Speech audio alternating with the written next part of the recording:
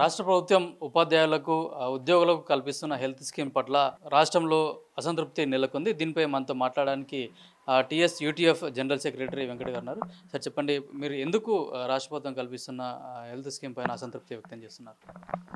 రాష్ట్ర ప్రభుత్వం తీసుకొచ్చిన హెల్త్ స్కీమును స్వాగతిస్తున్నాం, తీసుకురావాలనే నిర్ణయాన్ని.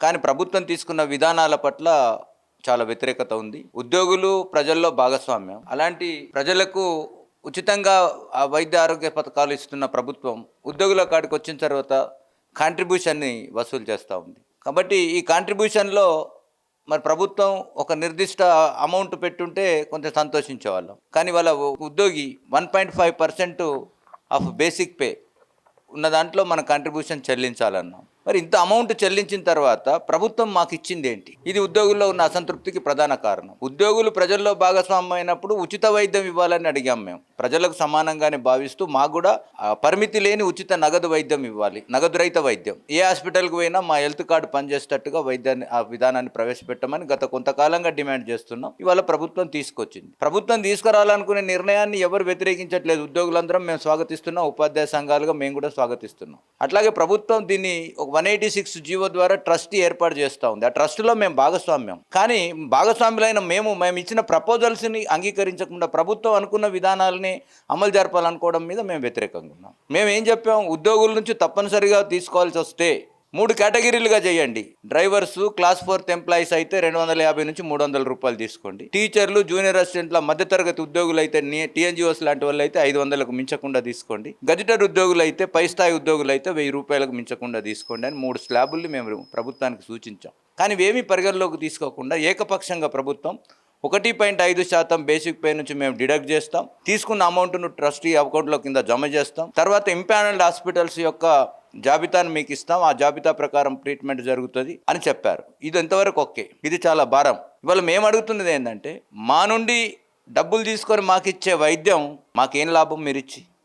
మీ నుంచి డిడక్ట్ చేసి దాన్ని చూసుకుంటే ప్రైవేట్ ఇన్సూరెన్స్ కూడా ఎంతకంటే గొప్పగా ఇస్తున్నాం. అందుకని వాళ్ళ ఉద్యోగుల వ్యతిరేకత కారణం ఏంటంటే, ఫర్ ఎగ్జాంపుల్ నా ఎగ్జాంపుల్ చెప్తే, నా బేసిక్ పే ప్రకారం నేను ఇవాళ నెలకు 1600 రూపాయలు చెల్లించాలి ప్రభుత్వానికి. నెలకు 1600 చెల్లిస్తే నేను నా కుటుంబానికి ఇన్సూరెన్స్ చేసుకోవాలంటే బయట ఇప్పుడైనా ఆల్రెడీ నేను నివా భూపా అనే కంపెనీలో ఇన్సూరెన్స్ చేసుకుంటున్నాను గత 4 ఏళ్ళుగా. నా అనుభవంలో చెప్తున్నాను. నేను 29,000 రూపాయలు మొదటి సంవత్సరం కట్టాను, 31,000 పోయినసారి కట్టాను. 31,000 రూపాయలు సంవత్సరానికి కడితే నా కుటుంబంలో 4గురికి నివా భూపా ఇన్సూరెన్సు హెల్త్ స్కీము నాకు 10 లక్షలు తీసుకున్నాను. నేను 2 ఏళ్ళుగా ఏమీ క్లెయిమ్ చేయలేదు కాబట్టి నాకు బోనస్ ఇచ్చి 20 లక్షల వరకు ఇప్పుడు నా సీలింగ్ వైద్యం నివా భూపాలో అందుతోంది. అంటే ప్రైవేట్లో నేను 1600 నుంచి 1800 చెల్లిస్తే నాకు ఇదే స్కీమ్ బయట దొరుకుతూ ఉంది, చాలా ప్రాంప్ట్గా దొరుకుతూ ఉంది. ఇవాళ ఉద్యోగుల్లో ఉన్న అసంతృప్తికి బాధకు కారణం ఏంటంటే, ఇవాళ ఈ స్కీము ఏదైతే ట్రస్ట్ పేరుతో జరుపుతామనుకున్న స్కీమ్ పట్ల కూడా ఉద్యోగులకు నమ్మకం లేదు. ఎందుకంటే ప్రభుత్వ విధానాలు ఇవాళ మా జీపీఎఫ్ డబ్బులు కట్ చేసుకుంటున్నారు నెల నెల. కానీ మాకు తీసుకోవడానికి మా డబ్బులు ఉండట్లేదు, ప్రభుత్వం వాడుకుంటుంది. రేపు ఈ ట్రస్టులో ఉన్న ఈ డబ్బుల్ని కూడా ప్రభుత్వం వాడుకొని హాస్పిటళ్లకు సకాలంలో ఇవ్వకపోతే మరి హాస్పిటల్ ట్రీట్మెంట్ ఇయ్యాయి కదా. ప్రైవేట్ హాస్పిటల్ మనం చూస్తూ ఉన్నాం. కార్పొరేట్ హాస్పిటల్ల పరిస్థితిలో ఉంటుంది, డబ్బులు చెల్లిస్తేనే దేకుతారు, లేకపోతే వాడు ఈ కార్డు అంటే హెల్త్ కార్డు అంటే ఇప్పుడు రానివ్వట్లేదు మమ్మల్ని. ఎవరు గతంలో కూడా వైద్యం నిరాకరించి కొన్ని రోజులు బంద్ చేసిన పరిస్థితి కూడా బంద్ చేస్తున్నారు. ఇప్పటికి కూడా హెల్త్ కార్డు మీద మాకు ఎలాంటి వైద్యం అందట్లేదు. కారణం ఏంటి అంటే, ఈ ప్రభుత్వాలు వాళ్ళకు రియంబర్ చేయాల్సిన డబ్బులు చెల్లించట్లేదు. రేపు కూడా అదే విధానం అయినప్పుడు మా డబ్బులు కట్టి ఇప్పటివరకు మా నుంచి ₹1 తీయలే కాబట్టి ప్రభుత్వం కార్డు చెల్లినా చెల్లకపోయినా మా కాలనేదో మా బాధ లేదో మేము పడుతున్నాం. కానీ వాళ్ళ రేపు డబ్బులు కట్టి కూడా మేము ఇదే బాధపడాలంటే మరి ప్రభుత్వం అందిస్తున్న కార్డు యొక్క ఉద్దేశం ఏంటి? అందుకని ఇది నిష్ప్రయోజనం. ఇది ఒకవైపు. రెండో వైపు, మాకు పిఆర్సీ ఇవ్వాలి. మాకు 5 డిఏలు ఇంకా పెండింగ్ ఉన్నాయి. మొన్న ఒక డిఏ ఇచ్చారు, మళ్ళీ 5 అయినాయి. కాబట్టి ఈ 5 డిఏలు లేవు, పిఆర్సీ లేదు. మన నుంచి కోత పెట్టడానికి మాత్రం ప్రభుత్వం ఉత్సాహంగా ముందుకొచ్చి ఈ స్కీమును ముందుకు తీసుకొస్తూ ఇదేదో ఆర్భాటం ఇచ్చినామంటే సరిపోదు. అందుకని ఈరోజు మీ ద్వారా నేను ప్రభుత్వానికి చెప్పదలుచుకుంది ఏంటంటే, ఆరోగ్య కార్డులు ఇచ్చినాం కాబట్టి ఉద్యోగులను చల్లబరిచి పిఆర్సీ ఇంకా కాస్త 6 నెలల్లో 1 year దాటవేయాలనుకుంటే అది పొరపాటు భావన. అందుకే జేఏసీ నాయకత్వానికి, ఉపాధ్యాయులకు మరి భరోసానిచ్చేది ఏంటంటే, పిఆర్సీ దాని పోరాటమే. ఆరోగ్య కార్డులు ఇచ్చినంత మాత్రాన పిఆర్సీ కోసం జరగాల్సిన పోరాటాన్ని గట్టిగా పట్టుకుపట్టాల్సిందే. జేఏసీ నాయకత్వం కూడా ఆ విషయంగా ఆలోచించాలని చెప్పి కోరుతున్నాం. అదే సందర్భంలో మేము ఏం చెప్తున్నామంటే, కేవలం విమర్శించడం కాదు, ఇలా ఆరోగ్య పథకానికి సంబంధించి కేంద్ర ప్రభుత్వం చాలా స్పష్టంగా మేము చెప్పాం. మేము ఈ ఆల్టర్నేట్గా డాక్యుమెంట్లో ఇచ్చాం. మేమేం చెప్తున్నాం అంటే సెంట్రల్ గవర్నమెంట్ ప్రతిదానికి మనం ఆదర్శంగా తీసుకుంటున్నాం. సిజిహెచ్ఎస్ రేట్లనే ఇవాళ రాష్ట్ర ప్రభుత్వం మాకు రియంబర్స్మెంట్ కింద చెల్లిస్తుంది. మరి ఈ సిజిహెచ్ఎస్ రేట్ల ప్రకారం సెంట్రల్ గవర్నమెంట్లో 200 రూపాయలకు మించి ఉద్యోగి నుంచి తీసుకోవట్లేదు. 250 నుంచి 500 లోపు ఉంది. మరి ఆ విధానాన్ని ఇక్కడ అడాప్ట్ చేసుకోవడానికి ప్రభుత్వానికి వచ్చిన ఇబ్బంది ఏంటి అంటే ఇక్కడ కూడా ఉద్యోగుల వేతనాల నుండి కోతబెట్టి వచ్చిన డబ్బులతో ప్రైవేట్ కార్పొరేటర్స్లో జేబులు నింపాలనుకుంటే దీన్ని మేము సహించట్లేదు. అందుకనే రెండే ఆల్టర్నేట్లు. రాష్ట్ర ప్రభుత్వంగా 500కు మించకుండా మధ్యతరగతి ఉద్యోగులు, 200, 300 కింది స్థాయి ఉద్యోగులకు డిడక్ట్ చేస్తే సరే, లేదంటే 1.5 విధానం అంటే దీన్ని వ్యతిరేకిస్తూ ఉన్నారు. వ్యతిరేకించడం అంటే ప్రభుత్వం దాని స్కీమ్ అమలు జరుపుకోవచ్చు. కానీ ఇవాళ మేము ఆల్టర్నేట్ ఏం కోరుతున్నామంటే కొంతమంది మాకు ఆ స్కీమ్ అవసరం లేదు, మేము బయట కట్టుకుంటాం అంటున్నారు. అట్లాంటి వాళ్ళకి మినహాయింపించండి. రేపు అట్లాంటి ఆప్షన్ ఉందా? అవసరం ఉన్న వాళ్ళు తీసుకోవాలి, లేదంటే లేదనే ఆప్షన్ లేదు ఇప్పుడు. కాబట్టి అలాంటి ఆప్షన్ ఇవ్వమని కూడా కొన్ని ఆల్టర్నేట్లు వస్తూ ఉన్నాయి. కాబట్టి ఏదేమైనా ట్రస్ట్ నిర్ణయించడం అంటే స్వాగతిస్తున్నాం, ప్రభుత్వ నిర్ణయాన్ని హర్షిస్తున్నాం. కానీ ఉద్యోగుల నుంచి ఇంత పెద్ద మొత్తంలో వసూలు చేయడాన్ని రాష్ట్ర ప్రభుత్వంగా ఉద్యోగులందరూ వ్యతిరేకిస్తూ ఉన్నారు. పెన్షనర్లు ఇంకా ఆవేదనతో ఉన్నారు. పాపం వాళ్ళకు వచ్చే పెన్షన్లో మరి 1000 రూపాయలు, 1500, 2000 రూపాయలు కట్టాలంటే ఆ 2000తోటి బయట కూడా చేసుకోవచ్చు. కాబట్టి మేము అనుకున్నది ఏంటంటే హెల్త్ కార్డులో ఉద్యోగుల నుంచి డిడక్ట్ చేయాలనుకున్న అమౌంట్ను తగ్గించడం ఒకటైతే, వెల్నెస్ సెంటర్లను ఇంకా స్ట్రెంథెన్ చేయాల్సిన అవసరం ఉంది. ఇక ఇవన్నీ ఒక్కటైతే, మూడో వైపు ఇది ఎవరికి ఇస్తున్నారు? ఎవరైతే 010 ద్వారా ఉన్న ఉద్యోగులు ఉన్నారో వాళ్ళకే ఇస్తామంటున్నారు. మరి ఈ రాష్ట్రంలో 010 బయట ఉన్న ఉద్యోగుల సంఖ్య చాలా ఎక్కువ ఉంది. గురుకులాల ఉపాధ్యాయులు వాళ్ళు పోటీ పరీక్షలు రాసి మెరిట్ ఉన్న ఉపాధ్యాయులు వాళ్ళు టీచర్లే, వాళ్లకు లేదు. కస్తూర్బాలో ఉండే టెంపరీ ఉద్యోగులు వాళ్ళకు వైద్యానికి గ్యారంటీ లేదు. అంటే ఉద్యోగులు అన్నప్పుడు నువ్వు కేటగిరీ చేసి ఏదో కేవలం గుర్తింపున్నోళ్ళు లేదా ప్రభుత్వం దగ్గర రోజు రిప్రజెంట్ చేసే లేదా బలమైన సంఘాలు అనుకున్న వాళ్ళ కింద ఉన్న వాళ్ళకి ఇస్తే, ఇలా రాష్ట్రంలో ఉన్న కాంట్రాక్ట్ ఉద్యోగులు, అవుట్సోర్సింగ్ ఉద్యోగులు చిన్న చిన్న వేతనాలతో సరిపోని వాళ్ళ బతుకులకు మరి ఈ వైద్యాలు ఇంత భారమైన రోజుల్లో వాళ్ళను కూడా ఈ స్కీమ్లో చేరిస్తే ప్రభుత్వానికి ఉన్న అదనపు భారం ఏంది? ఎట్లాగో కాంట్రిబ్యూషనే కదా. మరి వాళ్ళని చేయడానికి ఉన్న అభ్యంతరం ఏంటి? అంటే ఇదంతా చూస్తూ ఉంటే మాకున్న అభిప్రాయం ఏంటంటే ఉద్యోగులుగా కింద అభిప్రాయపడుతుంది, మేము అభిప్రాయపడుతుంది. ఇదేదో బడ్జెట్ సమావేశాల సందర్భంగా ఉద్యోగులు పీఆర్సీ కోసం ఆందోళన చేయకుండా డైవర్షన్ పాలసీలో భాగంగానే ప్రభుత్వం ముందుకు తీసుకొచ్చింది తప్ప ఇట్లాంటి 15 రోజుల లోపల తీసుకొస్తాన్న హామీలు గతంలో కూడా ఇచ్చింది ప్రభుత్వం. అది కూడా అమలు జరగలే.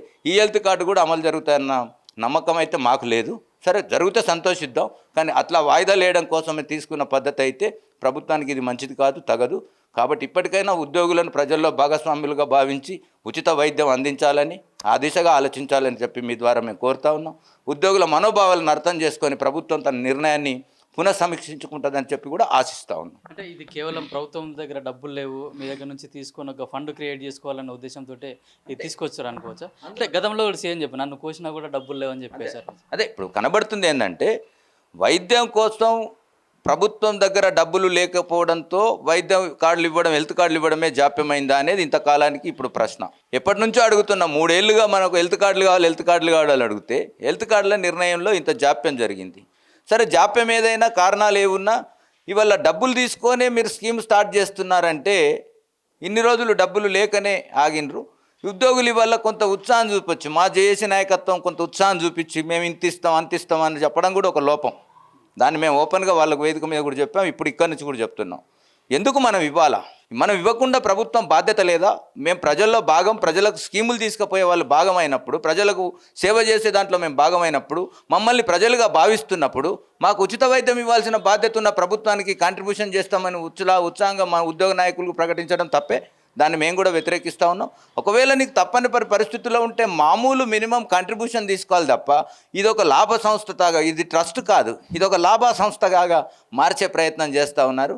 ఏటా 10,000 కోట్లు కావాలంటున్నారు. నేను ఒకటే అడుగుతాను, ఇవాళ ఫైనాన్స్ డిపార్ట్మెంట్ కానీ సిఎస్ గారు చెప్పిన లెక్కల ప్రకారం 1000 కోట్లు కావాలంటున్నారు. ఇంతవరకు ఏ సంవత్సరంలోనైనా మెడికల్ రియంబర్స్మెంట్ 1000 కోట్లు రిలీజ్ చేసిండ్రా? మరి 1000 కోట్లు మెడికల్ రియంబర్స్మెంట్ బిల్లులకు ఖర్చు కావట్లేదే? 1000 కోట్లు కేటాయించాలంటే 1000 కోట్లు ఎందుకు జమ చేయాలనుకుంటున్నారు? ముందుగా 500 కోట్లతోటి ప్రారంభించండి. అందరికి ఒకేసారి జబ్బులు రావు కదా. వచ్చినాడు డబ్బు చాలన్నాడు మన అమౌంట్ పెంచుకోవచ్చు.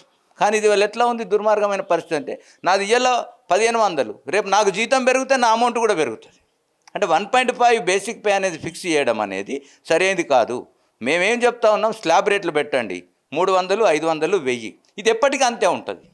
దానివల్ల మా జీతం పెరిగినా మా డిడక్షన్ పెరగదు. కానీ ఇవాళ ప్రభుత్వం తీసుకొచ్చిన విధానం వల్ల జీతం పెరుగుతుంది. అంటే ఇదేదో లాభాలను ఆశించి పెట్టే సంస్థలాగా కనబడుతూ ఉంది తప్ప ఇది ఉద్యోగుల శ్రేయస్సును కాంక్షించే విధానం కాదు అనేది మీ ద్వారా మేము చెప్పదలుచుకుంటాం. అంటే మీ భవిష్యత్ కార్యాచరణ ఏ విధంగా ఉండదు? చూద్దాం. జేఏసీ నాయకత్వంతో కూడా చర్చ పెట్టాలి. ఆ రోజు మీటింగ్ అయిన తర్వాత బయటకు వచ్చినాం. ఉద్యోగుల నుంచి ఫీడింగ్ బ్యాక్ వస్తూ ఉంది. మాకు డిడక్షన్ ఒప్పుకోవద్దని వస్తూ ఉంది. మేము కూడా చాలా స్పష్టంగా రాతపూర్వకంగా ఇచ్చాం. ఇవాళ నేను అక్కడ ట్రస్టీలో మేము మెంబర్ 6 సంఘాల బాధ్యులు ఉన్నాం. 6 సంఘాల్లో టీఎస్యూటీఎఫ్ కూడా ఒక బాధ్యత కలిగిన సంఘం. కాబట్టి అక్కడొకటి మాట్లాడి ఇక్కడొకటి మాట్లాడుతున్నాం అనేది కాదు. ఈ రిప్రజెంటేషన్ స్పష్టంగా ఇచ్చాం. సిఎస్ గారు కూడా మా రిప్రజెంటేషన్తో అంగీకరిస్తూనే ఇప్పుడున్న రాష్ట్ర ప్రభుత్వ పరిస్థితుల రీత్యా మీ రిప్రజెంటేషన్ కన్సిడర్లోకి తీసుకోలేకపోతున్నామని చెప్పారు. కానీ మీరు తీసుకోకపోయినా తీసుకోవాల్సిన పరిస్థితే కావాలి. అందుకనే మేము జేఏసీ నాయకత్వాన్ని కూడా లెటర్ పెడతాం. ఉద్యోగ సంఘాలు, ఉపాధ్యాయ సంఘాలు అన్నీ కలిసి ఈ కంట్రిబ్యూషన్ ఇంత పెద్ద మొత్తంలో ఉండకుండా రివైవ్ చేసుకోవాల్సిన పరిస్థితి ఉందని ప్రభుత్వాన్ని ఒప్పిద్దాం. రేపు జేఏసీ అదే సందర్భంలో పీఆర్సీ కోసం కూడా పోరాటాన్ని ఉధృతం చేయాల్సిన అవసరం ఉంది. ఇప్పుడు ఏమీ ఇవ్వకుండా ఉన్న జీతంలో కోత పెట్టేసరికి ఉద్యోగుల్లో అసంతృప్తి, బాధ కలుగుతూ ఉంది.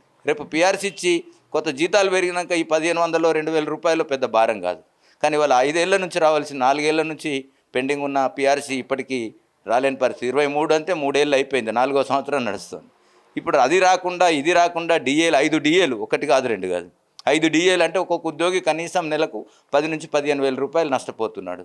ఇటు నష్టం జరుగుతూ ఇటు కోతలు పెడతా ఉంటే ఉద్యోగుల్లో సహజంగానే అసంతృప్తి వస్తుంది. కాబట్టి తప్పనిసరిగా ఉద్యోగుల పక్షాన ఉండేవాళ్ళు ఉపాధ్యాయ సంఘంగా ప్రభుత్వానికి ఉద్యోగులు, ఉపాధ్యాయుల సమస్యల్ని తీసుకెళ్లి రిప్రజెంట్ చేసేవాళ్ళం. కాబట్టి ఉద్యోగుల మనోభావాలను ప్రభుత్వం అర్థం చేసుకొని మా రిప్రజెంటేషన్ పరిగణలోకి తీసుకొని ఇందులో సవరణలు తీసుకురావాలని చెప్పి మీ ద్వారా ప్రభుత్వాన్ని కోరుతాం. ఉపాధ్యాయులకు, ఉద్యోగులకు ఏదైతే హెల్త్ స్కీమ్ తీసుకురావాలనుకుంటున్నాం దాంట్లో మార్పులు తీసుకురావాలి. అట్లాగే అందరూ వేరే కస్తూర్బా లాంటి అట్లాగే అవుట్సోర్సింగ్ కాంట్రాక్ట్ ఉద్యోగులకు కూడా ఈ హెల్త్ స్కీమ్ను అమలు చేయాలని చెప్పేసి యూటీఎఫ్ డిమాండ్ చేస్తుంది. కెమెరామెన్ శ్రీకాంత్, కిరణ్ కుమార్, పల్లవి టీవీ, హైదరాబాద్.